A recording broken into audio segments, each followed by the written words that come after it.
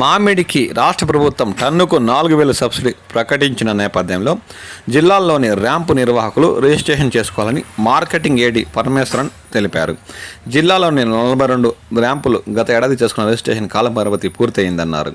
ఈ క్రమంలో వారి పరిధిలోని మార్కెటింగ్ కమిటీల్లో రిజిస్ట్రేషన్ చేసుకోవాలని స్పష్టం చేశారు.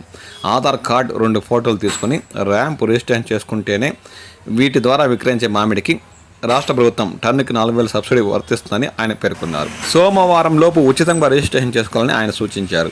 రిజిస్ట్రేషన్ లేకుండా రైతుల నుంచి మామిడికాయలు కొనే ర్యాంపు నిర్వాహకులపై కఠిన చర్యలు తీసుకుంటామని ఈ సందర్భంగా ఆయన హెచ్చరించారు. అలాంటి చోట మామిడి తరలిస్తే కూడా రైతులకు ఎటువంటి రాష్ట్ర ప్రభుత్వం నుండి సబ్సిడీ అందదని ఈ విషయాన్ని రైతులు కూడా గమనించాలని ఈ సందర్భంగా ఆయన కోరారు. తప్పనిసరిగా ర్యాంపు నిర్వాహకులు సోమవారం లోపు లైసెన్స్ రెన్యూల్ చేసుకునే పద్ధతి పాటించి రిజిస్ట్రేషన్ తప్పనిసరిగా చేసుకోవాలని ఈ సందర్భంగా ఆయన కోరారు.